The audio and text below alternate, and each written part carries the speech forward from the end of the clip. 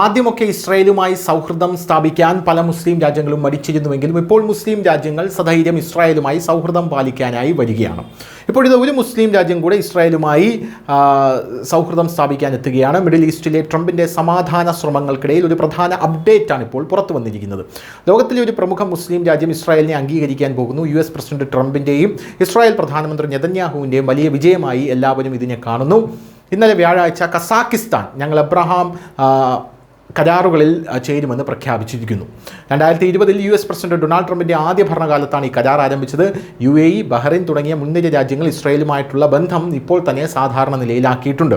Kazakhstan Abraham കരാറിൽ ചേർന്നു. President Kasim ജോമാർട്ട് ടോക്കയേവ് president ട്രംപും മറ്റ് മധ്യേഷ്യൻ നേതാക്കളുമായി ഒരു ഉച്ചകോടിയിൽ പങ്കെടുക്കുന്നു. കസാക്കിസ്ഥാൻ്റെ ഈ തീരുമാനം മിഡിൽ ഈസ്റ്റിൽ അമേരിക്കയുടെ വർദ്ധിച്ചു വരുന്ന ആധിപത്യത്തെ കാണിക്കുന്നു. എന്നിരുന്നാലും അബ്രഹാം കരാറിൽ ചേരുന്നത് സ്വാഭാവികവും യുക്തിസഹവുമാണെന്ന് ഈ തീരുമാനത്തെക്കുറിച്ച് കസാക്കിസ്ഥാൻ വ്യക്തമാക്കിയിട്ടുമുണ്ട്.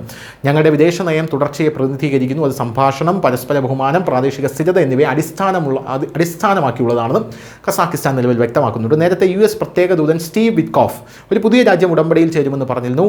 ഇതും നേരത്തെ തന്നെ ഊഹിക്കപ്പെട്ടിരുന്നതാണ്. അബ്രഹാം കരാറുകളിൽ ചേരുമെന്ന് ഇന്ന് രാത്രി പ്രഖ്യാപിക്കാൻ പോകുന്നതിനാൽ ഞാൻ ഇന്ന് രാത്രി വാഷിംഗ്ടണിലേക്ക് മടങ്ങുകയാണ്. മിയാമിയിൽ നടന്ന അമേരിക്കൻ ബിസിനസ് ഫോറത്തിൽ വിറ്റ്കോഫ് ഇത്തരത്തിലാണ് പറഞ്ഞിരുന്നത്. News desk, news India Malayalam.